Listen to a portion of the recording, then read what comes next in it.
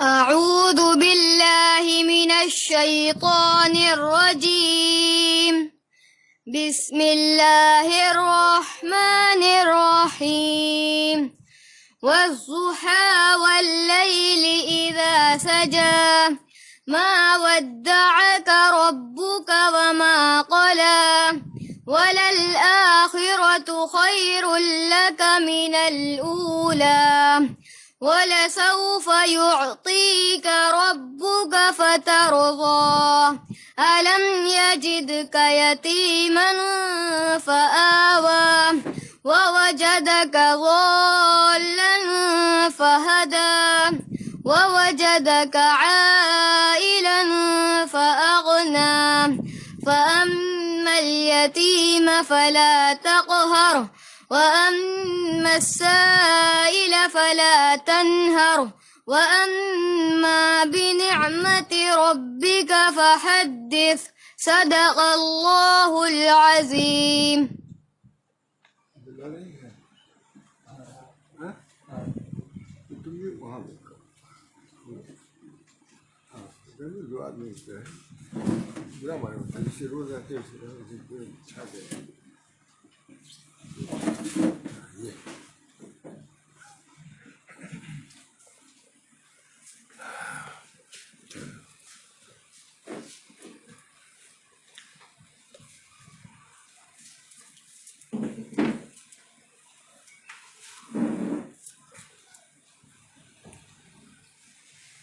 بسم اللہ یا اللہ.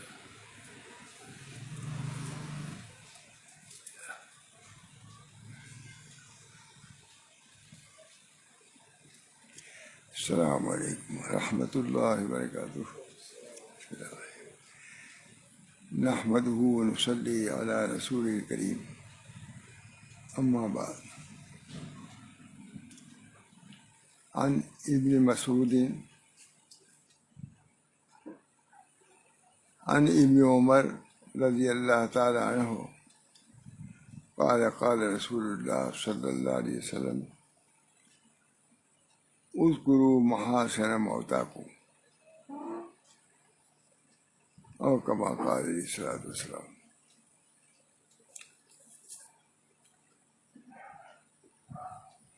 اس وقت ہم لوگوں میں ایک بہت بڑا حادثہ پیش آیا ہے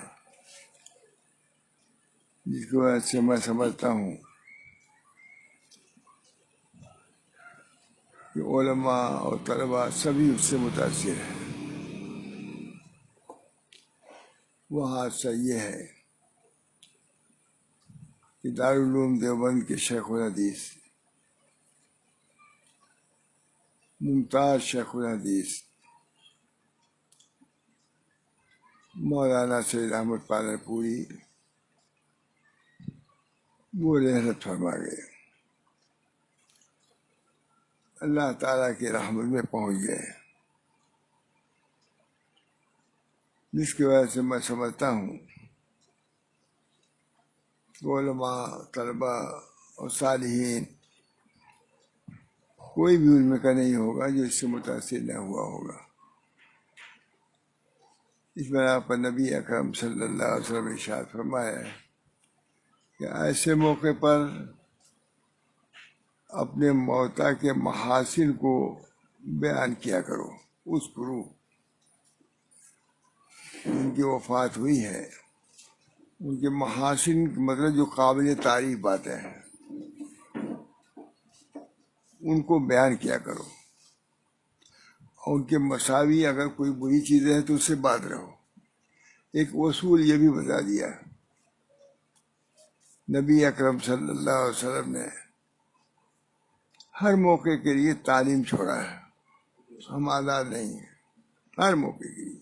اب بتائیے اس کے لیے بھی بیان فرما دیا اذکروا محاسن موتاکم، اپنے موتا کے محاسن کو بیان کیا کرو. یہ نہیں کہ اس کی شکایت کرنا شروع کر دیا، اس کی برائی کرنا شروع کر دیا، مگر خود فرمایا کہ ان کے مساوی سے باز رہو، میں نے ان کی برائیاں نہ بیان کرو.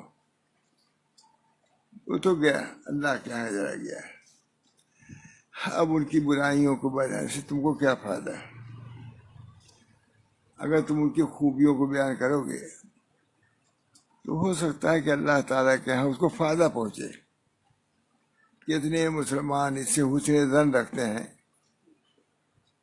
تو اس کے عذاب میں اللہ نے تخفیف کر دے. یہ بھی حدیث میں آیا ہے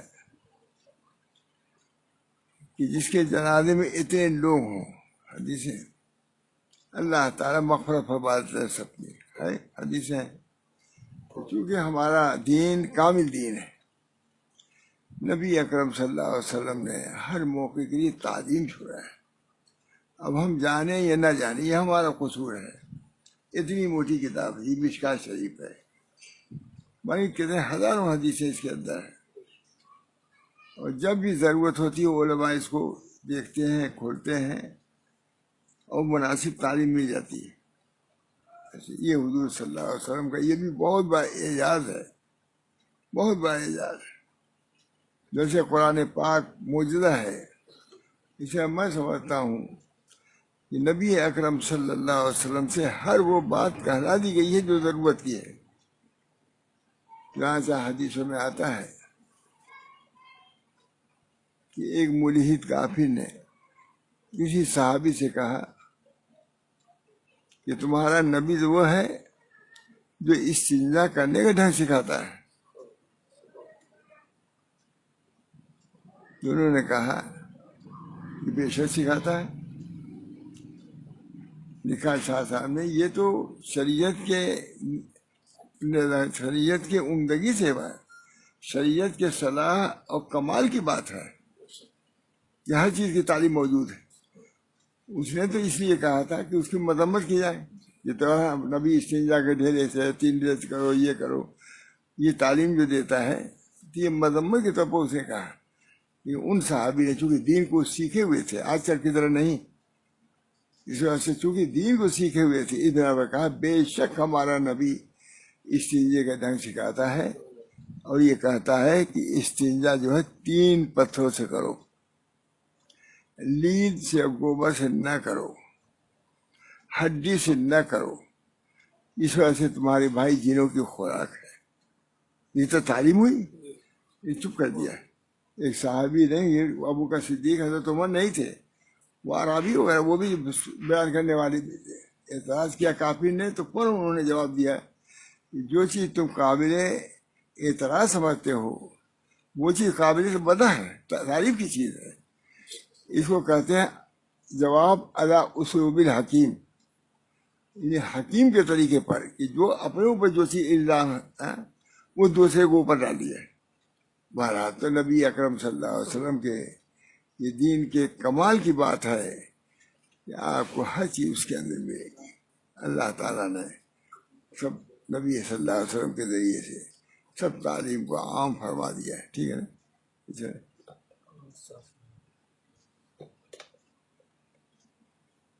دین کو عام فرما دیا ہے.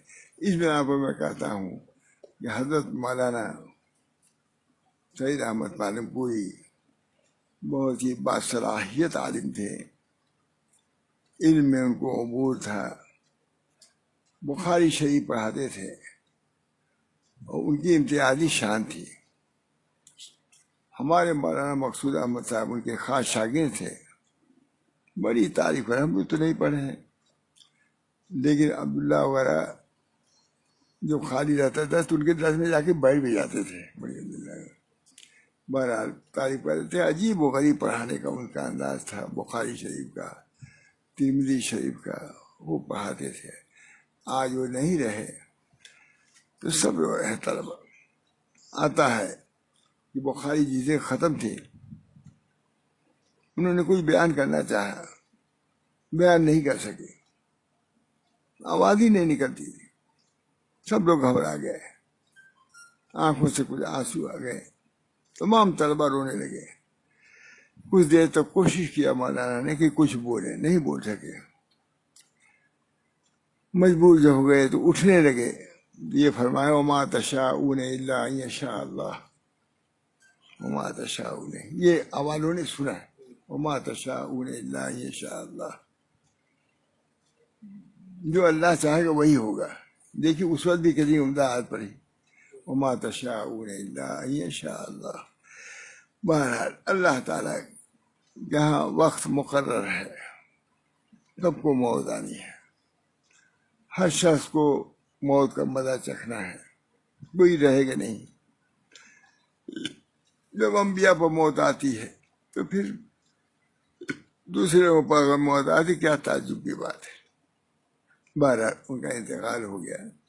علمی اعتبار سے بھی بہت فوقیت رکھتے تھے اور اخلاقی اعتبار سے بھی بڑی بڑی تصانیف ان کی ہیں مولانا، بہت تصانیف۔ بخاری کی شرح بھی لکھی، ترمذی کی شرح بھی لکھی ہے، اس کا اور بھی بہت سی کتابیں ہیں۔ تفسیر کی بھی کتاب لکھی ہے، بہت تفسیر کی بھی کتاب لکھی ہے۔ اللہ تعالیٰ نے بہت وقت میں برکت دیا تھا، بہت ہی منظم کام کرتے تھے۔ حضرت مہاتما تھانوی کے یہاں جو چیز ملتی وہ ان کے یہاں ملتی تھی۔ جو کہتے تھے کہ عشاء بعد ان کی لڑکی جاتی تھی 5 منٹ کے لیے 7 منٹ کے لیے، وہ تیر لگتی تھی سر پر، اس کا دوا ہوا کھاتے تھے، پھر دروازہ بند کوئی نہیں جا سکتا تھا۔ بیوی کا انتقال ہو چکا تھا، لکھتے تھے، بہت لکھا، محفوظات اور بہت سی کتابیں مجھے چھوٹی چھوٹی کتابوں کی بھی شرح انہوں نے لکھا ہے۔ تو بہت ہی زیادہ مفید تھے، ان کی شخصیت مضر نہیں تھی، مفید تھی۔ آج دارالعلوم دیوبند کے لوگ بہت پریشان حیران ہیں، کون پڑھائے گا؟ اللہ تعالیٰ انتظام فرمائے گا۔ یہ بہرحال ایک صالح مصلح شخص کے جانے کے بعد خلا تو ہو جاتا ہے، اس خلا کا پورا ہونا معمولی بات نہیں ہے۔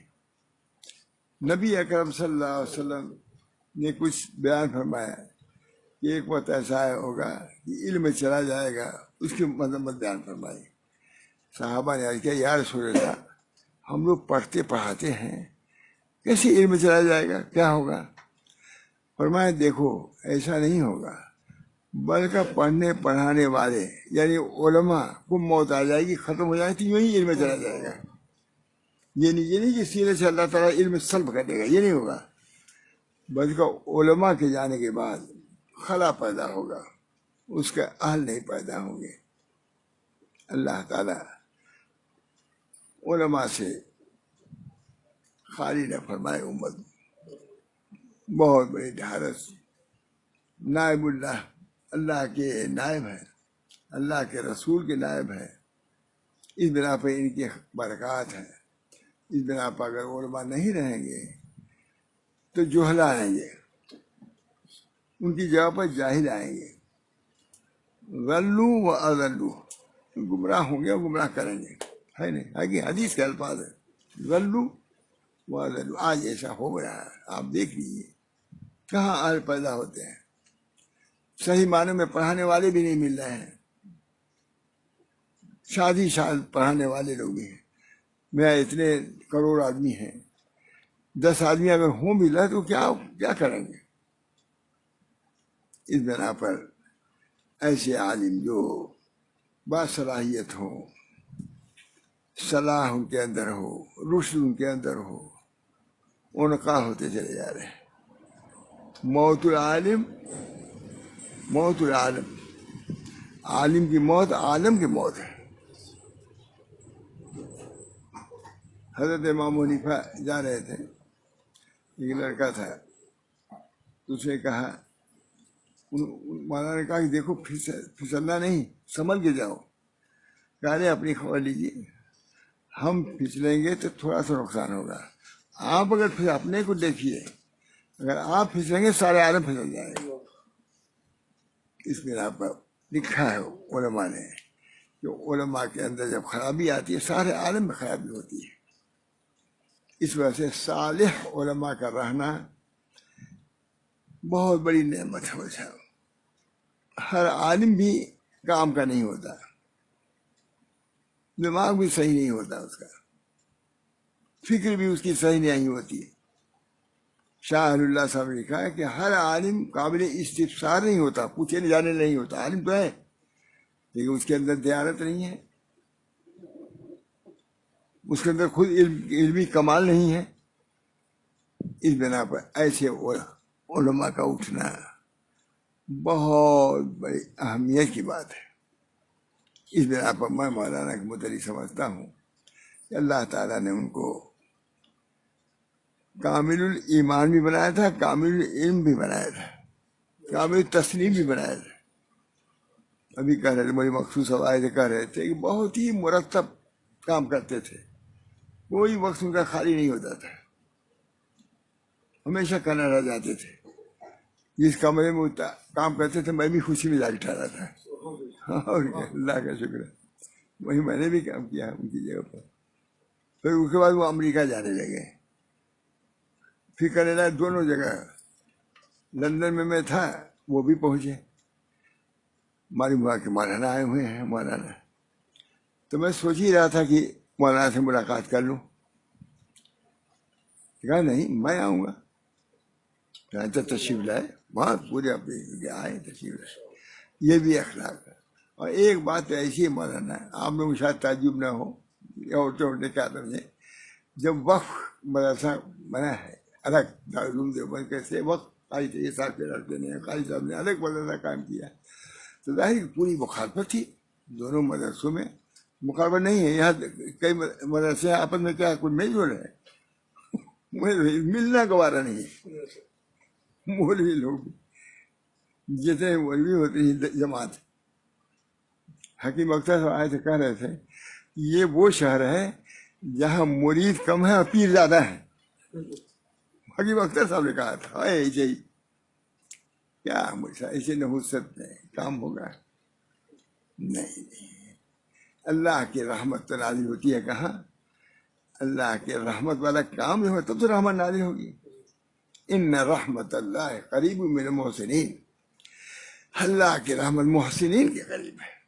جو لوگ محسن ہیں، نیکوکار ہیں، ان پر رحمت آتی ہے. عالم ہوتا ہے، اللہ کی رحمتیں نازل ہوتی ہیں.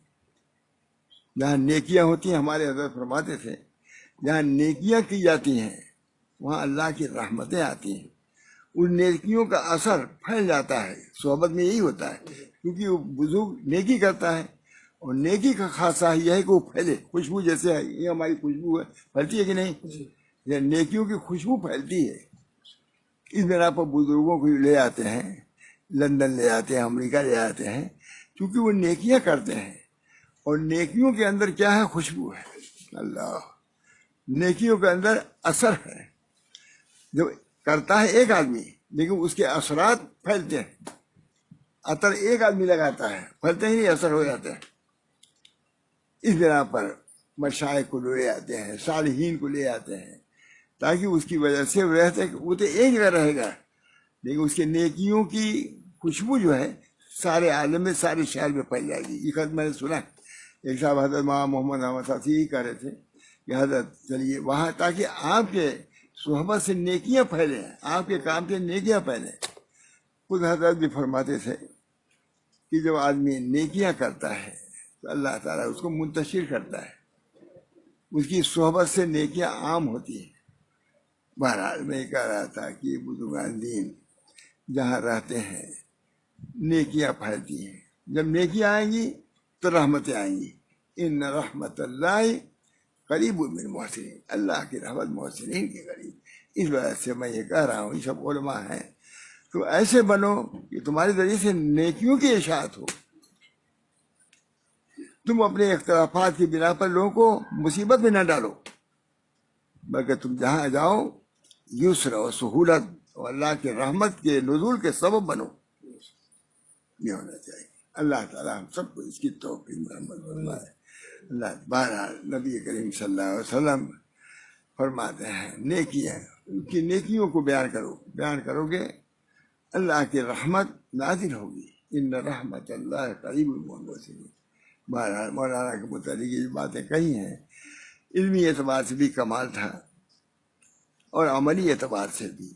تو یہ میں کہہ رہا تھا کہ جب وقف مدرسہ بنا الگ سے دارالعلوم، تو میں گیا، میں چکائی طیب صاحب گیا تھا، تو سالم صاحب بلائے، میں گیا. میں تو یہ کبھی اس مدرسے کو دیکھے بھی نہیں تھے مولانا. یہ الگ تھے، اصل دارالعلوم میں تھے، اور وہ نیا. جب میں گیا اس دارالعلوم میں جو نیا تھا، یہ مجھ سے ملنے کے لیے آئے. بڑی مخصوص صاحب کہہ رہے تھے کہ یہ بہت بڑی بات شروع ہو گیا کہ کبھی اس مدرسے چنانچہ کہا مجھ سے خود کہ میں تو یہاں آیا ہی نہیں، کبھی دیکھا بھی نہیں کہ یہ کون مدرسہ ہے، یہ آپ کے ملنے کے وجہ میں آیا۔ یہ ان کی بڑائی ہوئی کہ نہیں؟ بڑائی کی بات ہے۔ اللہ تعالیٰ نے ان کے اندر وسعت دی تھی، اور آج ہمارے مدرسے کی کتاب کے متعلق اتنا لکھا ہے، مجھے لوگ سردر ہو گئے، میں تو اس کو سنا بھی نہیں سکتا، ورنہ کوئی سنا رہتا تھا آپ بھی خوش ہو جاتے کہ کیسا لکھا ہے ہماری کتاب کے متعلق۔ بہرحال بڑی خوبیاں ہیں ان کے لڑکے جو ہیں، مجھ سے مرید بھی ہیں، میرے خلیفہ بھی ان کے لڑکے۔ ابھی آیا تھا، بہت رو رہے تھے اور کہہ رہے تھے کہ میرے ایک باپ تو چلا گیا لیکن آپ تو موجود ہیں، میں آؤں گا، یہ کہا، بہت بڑے درد سے کہا، سمجھے عبداللہ تو نہیں، بڑے انداز سے کہا انہوں نے۔ یہی سے شروع کیا، مولانا میرا باپ تو چلا گیا ہے لیکن اس سے بڑھ کر کے آپ میرے باپ ہیں، آپ موجود ہیں، آؤں گا آپ کی مجلس میں اور اپنی اصلاح کروں گا، اللہ سے تعلق جوڑوں گا۔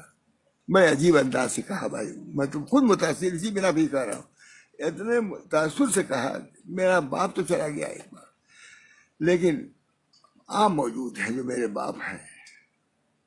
چنانچہ وہ آتے تھے، ان کے مولانا کی موجودگی میں وہ یہاں آتے تھے، رمضان میں کئی دن گزارتے تھے اور بڑے اعتقاد سے رہتے تھے، اور کہتے تھے مولانا آپ کی خانقاہ ہم کو بہت پسند ہے۔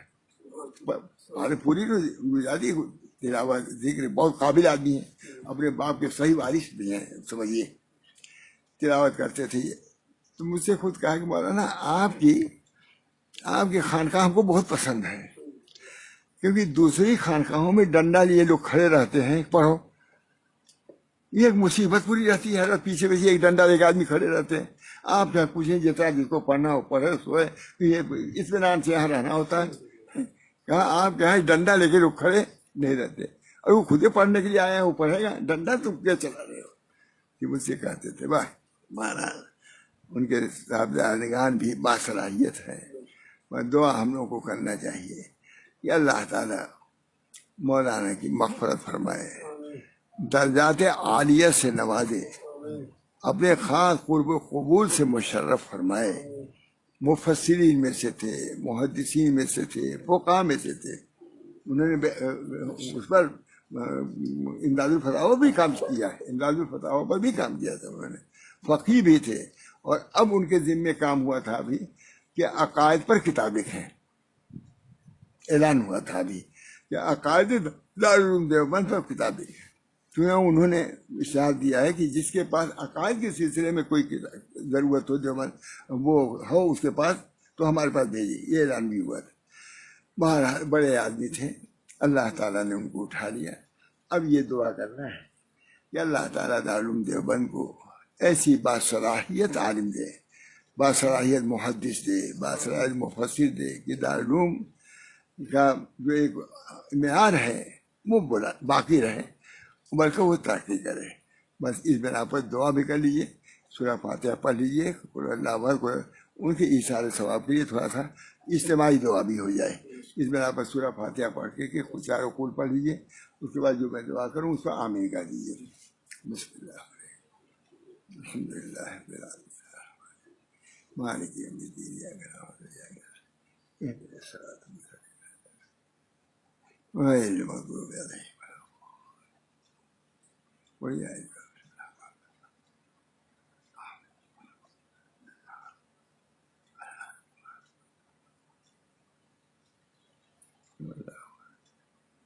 آمین۔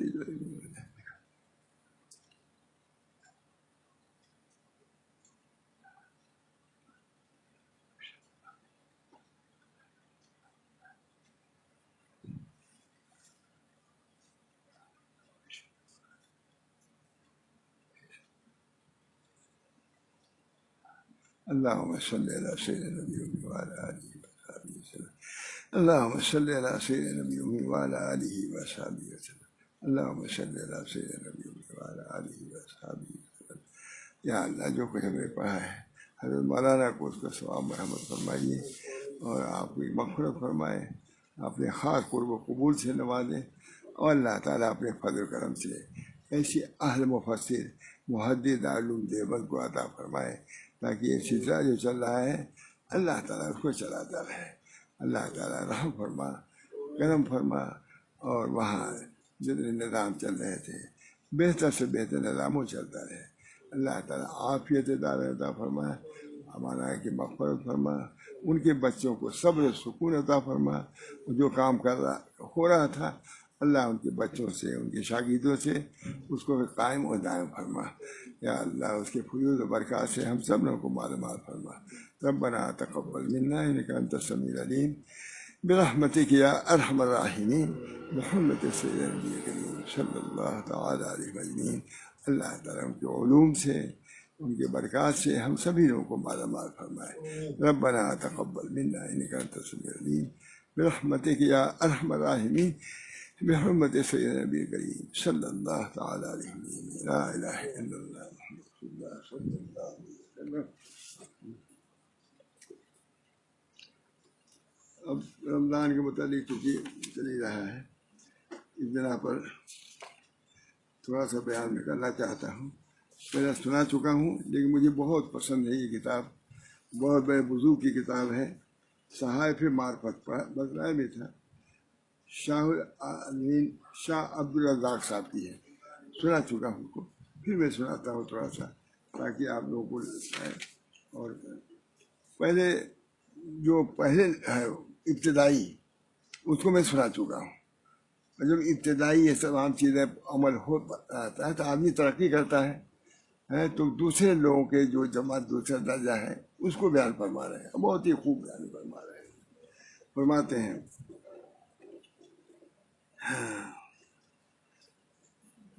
بچوں سنو، اب تجھے روزے عام کے بارے میں تو معلوم ہو گیا، جو اخیار کا روزہ ہے، ابرار اور اخیار یہ بھی ایک لوگ ہیں، اور اس کی فضیلت اور ثواب سے بھی تجھے آگاہی ہو گئی، پہلے دن سنایا تھا، آگاہی ہو گئی کہ پہلے رمضان میں کیا کرنا چاہیے، ان سب چیزوں میں بتلا چکا ہوں۔ اب آگے کی تعلیم میں جاری کرنا چاہتا ہوں۔ اے فرزند ارجمن، کیا عمدہ الفاظ ہے، اے فرزند ارجمن جان لے، اس کی جان لے کہ روزہ کی دوسری قسم خاصان خدا کا روزہ ہے۔ یہ تو عام لوگوں کا روزہ تھا جو اب تک بیان کیا ہے، وہ عام لوگوں کا روزہ، لیکن جو خواص ہیں ان کا روزہ کیا ہے، کیسے ہے، کس طریقے سے ادا کرتے ہیں، وہ بتا رہے ہیں۔ دوسری قسم خاصان خدا کا روزہ ہے، اور وہ مذکورہ امور سے بچنے کے علاوہ تمام عیوب و ذنوب یعنی گناہوں اور بدعمالیوں سے بچنا، ظاہری اور باطنی دونوں سطح پر صبر اختیار کرنا، اپنے اعضاء و جوارحوں کے تمام برائیوں سے محفوظ رکھنا ہے، یہ آگے بڑھنا، تمام عیوب اور ذنوب گناہ سے عیوب سے بچو، تب صحیح معنی میں یہ روزہ ہوگا۔ اس وقت تو سرسری تم نے کر لیا لیکن اسی پہ ایک طرفہ نہ کرو بلکہ آگے بڑھو۔ ہم کیا کر رہے ہیں کہ تمام عیوب اور ذنوب سے یعنی گناہوں اور بدعمالیوں سے بچنا، اور ظاہری اور باطنی دونوں سطح پر صبر اختیار کرنا، اور اپنے اعضاء و جوارح کو تمام برائیوں سے محفوظ رکھنا ہے۔ جیسے نفس کو شراب و طعام یا کھانے پینے سے روکا جاتا ہے، یعنی مطلب کھانے پینے سے روکا جاتا ہے، اسی طرح تمام قوا اور اعضاء مثال کے طور پر آنکھوں، کانوں، زبان اور دل کی حفاظت کی جائے کہ بری چیزوں کے دیکھنے، ان کے بارے میں سننے، عالم خیال میں انہیں چکھنے، ان کی خواہش کرنے سے بچیں، خواہشات سے بھی بچیں، یعنی کھانا تو درکنار، بلکہ ان خواہشات کے لیے بھی ہے کہ اللہ تعالیٰ غلط کسی کو خواہش ہی ہمارے اندر پیدا نہ ہو۔ یہ ہے روزہ، یہ اخیار کا نہیں ہے بلکہ یہ خاصان خدا کا روزہ ہے۔ خواص یہ ہے کہ عمل کرنا تو بہت دور کی چیز ہے، وہ عمل کی خواہش بھی اپنے قلب میں نہیں آنے دیتے اور اپنے کو بچاتے ہیں، یہ روزہ ہے، اور یہ قرب خداوندی کا بہت بڑا ذریعہ اور وسیلہ ہے۔ جب ان اعضاء کی حفاظت ہو جائے گی تو باقی تمام اعضاء بھی مصون و محفوظ ہو جائیں گے، اور تو مکمل طور پر راہ خدا میں استادہ اور منزل صبر و رضا میں قائم ہو جائے گا۔ جب یہ کر لے گا تو اللہ تعالیٰ کی رضا کے مقام میں تو پہنچے گا، اور اللہ تعالیٰ کی خوشنودی حاصل ہوگی، اللہ تعالیٰ کی رضا سے تم مشرف ہوگے۔ سب سے پہلے دل کی حفاظت، اب بتا رہے ہیں کس چیز کی حفاظت کریں، دل کی حفاظت، دل کو وساوس سے بچاؤ، برے خیالات سے بچاؤ. آسان نہیں ہمارا، بہت بری بات ہے. اب ہم دوسری منزل پہ جا رہے ہیں، پہلی منزل ختم ہو گئی، اب دوسری پر جانے پہ سیڑھی پہ چڑھو گے تب تو جاؤ گے دوسری منزل پر. دوسری منزل یہ ہے کہ سب سے پہلے دل کی حفاظت فرض ہے. ابھی تو آنکھ کان یہ سب کی حفاظت تھی، اب دل کو بھی اپنے محفوظ رکھنے کی کوشش کرو. اللہ پاک نے فرمایا واللہ یعلم ما فی قلوبکم، اللہ جانتا ہے جو تمہارے دلوں میں. دل اللہ تعالیٰ کی تجلی گاہ ہے، اللہ دل ہی میں رہتا ہے. تو دل کو پاک صاف کرنے کی کتنی ضرورت ہے. اللہ کا گھر کیا ہے؟ قلب ہے. موسیٰ علیہ السلام نے درخواست کی اللہ تعالیٰ سے، این ابغی، کہ اللہ ہم کہاں آپ کو تلاش کریں؟ فرمایا ان منکسرۃ القلوب، ان لوگوں کے قلوب میں تلاش کرو جن کے دل ٹوٹے ہوئے ہیں، شکستہ ہیں. ان کی آدمی کی دل شکستہ ہی لوگ ہیں جن کے دل شکستہ ہیں. اتنا عمدہ ہے، ہمارے حضرت اس کو بیان کرتے تھے بہت اچھا. این ابغی، ابغی مانے میں آپ کو کہاں تلاش کروں. موسیٰ علیہ السلام نے اللہ تعالیٰ سے ہم کلام ہوئے، کہا یا رب این ابغی، آپ کو میں کہاں تلاش کروں. فرمایا ان منکسرۃ القلوب، جن کے قلوب ٹوٹے ہوئے ہیں، جن کی خواہشات پوری نہیں ہو رہی ہیں، پریشانیاں ہیں، بیماری کی وجہ سے، فقر و فاقہ کی وجہ سے، اور پریشانیاں ہیں، دل ٹوٹے ہوئے ہیں، وہاں تلاش کرو. اسی طرح پر اہل اللہ یوں ہی کبھی ڈانٹ پھٹکار دیتے ہیں تاکہ اس کا دل ٹوٹے. جب دل ٹوٹے گا اللہ کی رحمت آ جائے گی. خواجہ محمد معصوم صاحب فرماتے ہیں رحمہ اللہ کہ ہر چیز کی قیمت ٹوٹنے پر کم ہوتی ہے، لیکن دل جتنا ٹوٹتا ہے اتنی دل کی قیمت بڑھتی جاتی ہے. بار بار لکھتے ہیں ہر چیز کی قیمت ٹوٹنے پر کم ہوتی ہے، مگر دل جتنا ٹوٹتا ہے اس کی قیمت بڑھتی جاتی ہے. لیکن اب سب لوگ چاہتے ہیں کہ ہمارا دل ٹوٹنے نہ پڑے. ارے مطلوب ہے یہ. ہمارے مشائخ کو کھاتا پیتا ہم لوگ تو رہ چکے وہیں، کھا پی رہے ہیں، خوب ہنس رہے ہیں، بول رہے ہیں. آیا کہ تم لوگ کھانے پینے کے لیے رہتے ہو کیا؟ ٹوٹا نہیں دل؟ شرم جائز ہے نا. اور خاص طور سے داماد وغیرہ کی بات کرتے کیا ٹوٹتا ہے دل، کہہ کے دیکھیے. یہ ہم لوگ دل سنتے تھے یہ کہ تم لوگ کھانے کے لیے رہتے ہو کیا؟ اب بتلائیے کہ داماد ہے اس کو آپ کہہ رہے ہیں دل ٹوٹے گا نہیں. اور یہ کہہ کر کے ہم لوگ چہرے کو دیکھتے تھے کہ کیا ہوا، ٹوٹا کہ نہیں کا دل. اور کہتے تھے کتنی ترقی کیا ہے. اس بات کو سن کر کے جو دل پر ان کے ٹھیس لگی ہے تو اس کی وجہ سے ترقی کیا کہ نہیں. بس علماء پوچھتے تھے کہیے ان لوگوں کا کیا حال ہے، جو میں نے ان لوگوں کو ڈالا دل ٹوٹنا. یوں ہی کوئی بات فرماتے تھے، بہت فرماتے تھے کہ اصلاح و تربیت میں جھاڑو دے دینا آسان ہے، کھاد پھینکنا آسان ہے، لیکن مولوی کے لیے یہ کہہ دینا کہ تم کو کچھ نہیں آتا یہ مشکل ہے. اس سے جھاڑو دینا آسان، گوبر پھینکنا آسان، لیکن یہ سننا عالم کے لیے کہ تم بیوقوف ہو یا نادان ہو بہت مشکل ہے. اگر اس نے برداشت کر لیا پھر ترقی کر جائے گا، آگے بڑھ جائے گا. کہا ہم لوگ لے جاتے تھے کتاب لکھ کر کے مضمون، بس کاٹتے تھے، یوں کاٹتے تھے، اور دیکھتے تھے چہرہ کہ اس کے دل پر کتنا گزرا. اب اگر شکستگی آئی برداشت کر لیا کہ ہمارے شیخ کو حق ہے یہ کرے، دل ٹوٹا، کاپی پھینک دیا، نکل جاؤ. یہ ہے یہاں پگڑی اچھلتی ہے، بھی کہتے تھے یہاں پگڑی اچھلتی ہے اسے میں خانہ. آج اصلاحی بات کر رہا ہوں میں. یہاں پگڑی اچھلتی ہے اسے میں خانہ کہتے ہیں. یہاں پگڑی اچھلتی ہے، علماء کہتے تھے یہاں پگڑی اچھلتی ہے اسے میں خانہ کہتے ہیں.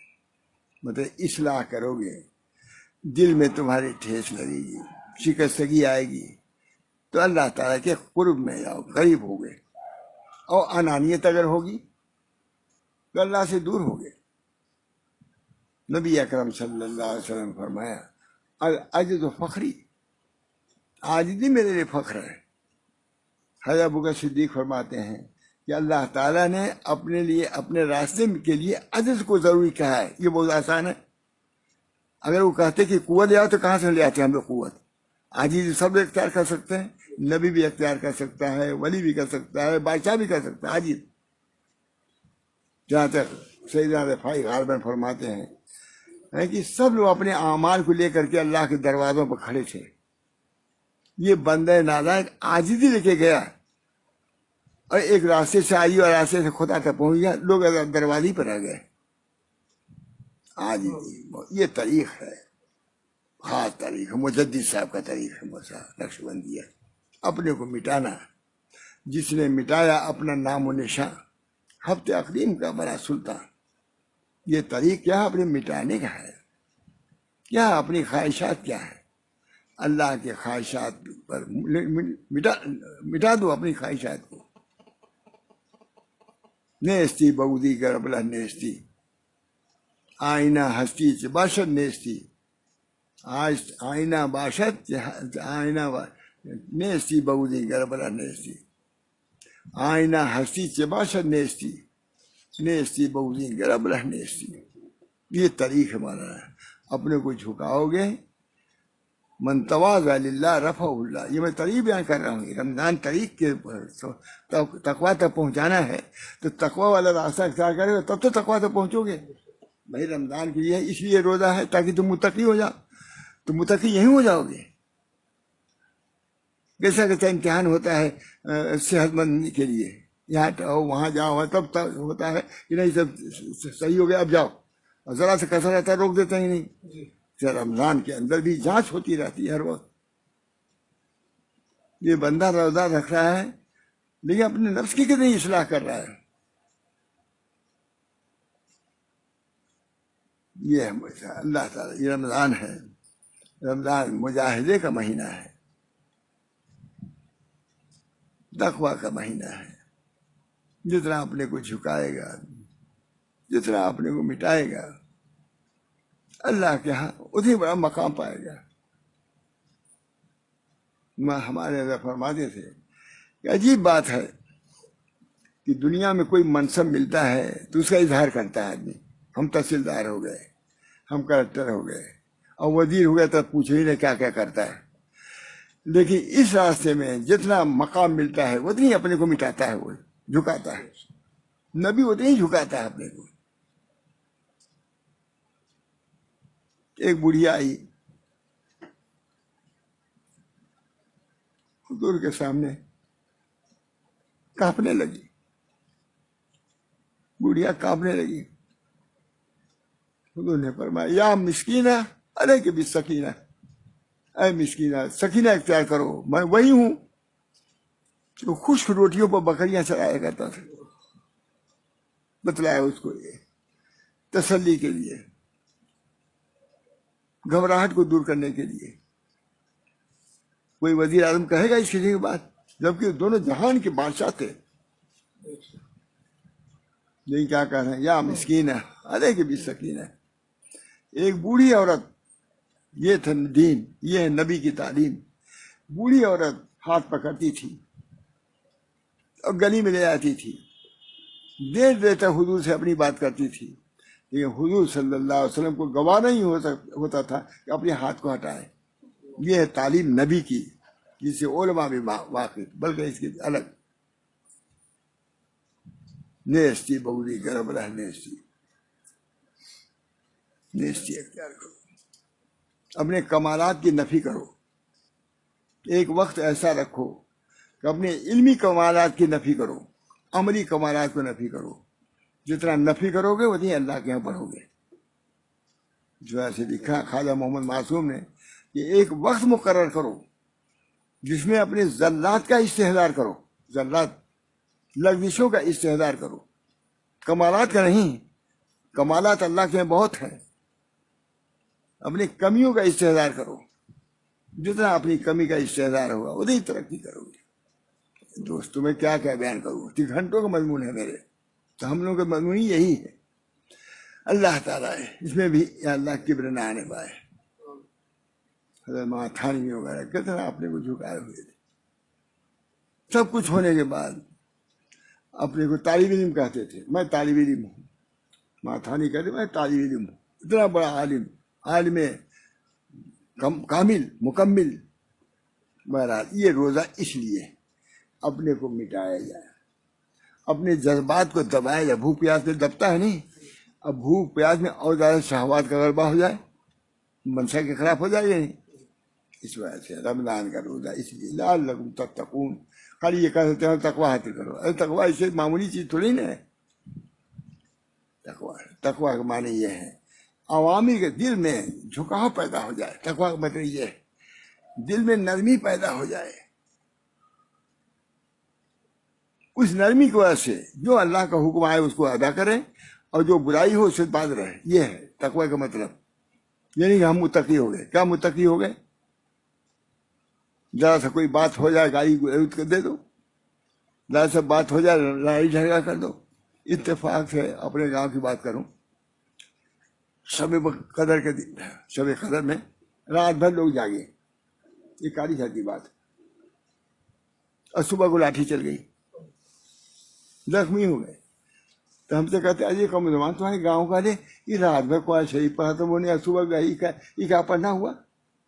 اس پڑھنے کے بعد تو تواضع آنی چاہیے تھا نا، انکسار پیدا ہونا چاہیے نا، اخلاق درست ہونا چاہیے۔ قرآن شریف پڑھنے کے بعد رات بھر قرآن شریف پڑھا، اسی وجہ سے ہمارے بزرگان نے بہت رات کی جاگنے ہونے کو ہو جاتا ہے۔ یہ کہتے ہیں نفس کو اصلاح کرو، دباؤ اپنے نفس کو، یہ نہیں کہ اس کی وجہ سے تکبر کرنے لگو، لڑائی جھگڑا کرنے کو، ہم سے بڑھ کے کوئی بزرگ نہیں۔ اس وجہ سے بولے تو اصل تعلیم رمضان کی یہی ہے۔ تقوی یہ معمولی چیز تھوڑی نا۔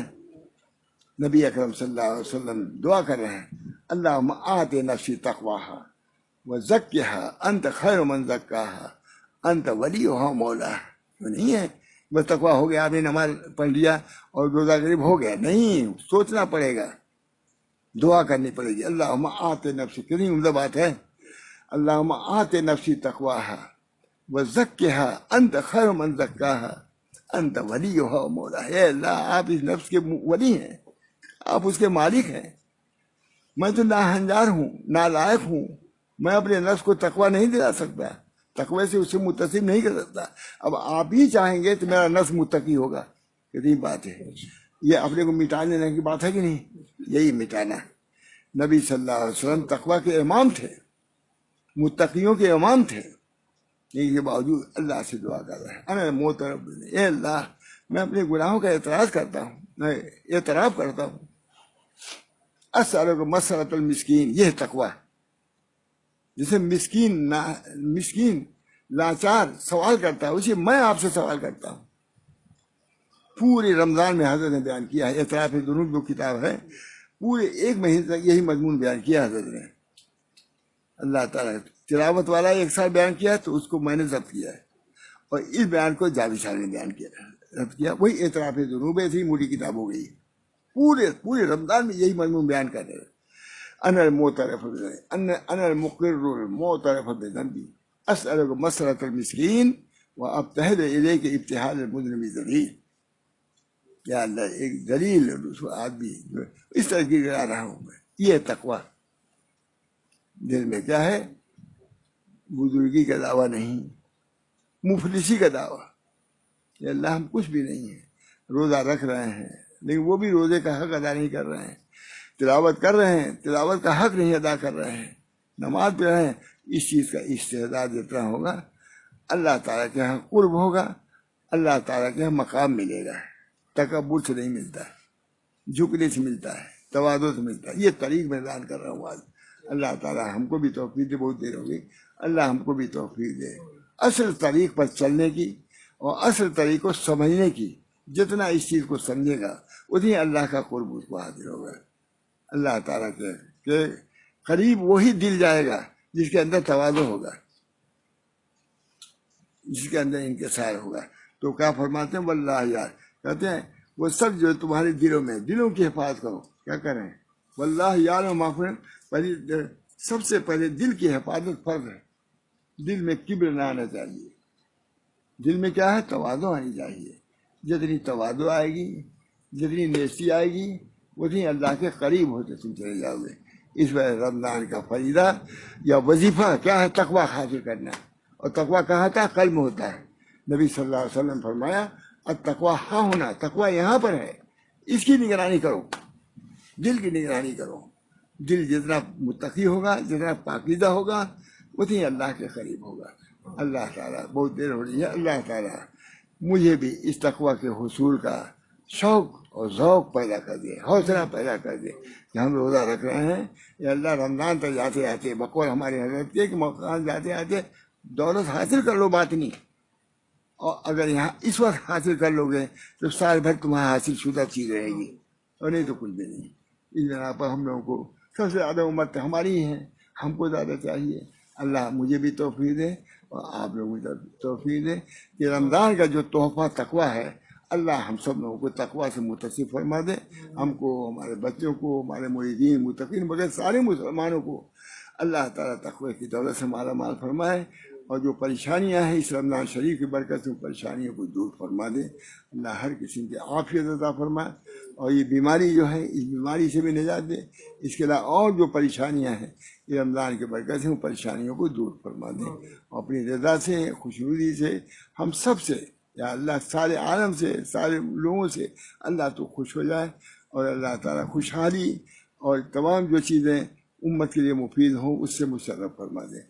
نبی اکرم صلی اللہ علیہ وسلم کیونکہ آپ رحمت للعالمین ہیں، تر ہوئی باران سے سوکھی زمین، یعنی آئے رحمت للعالمین.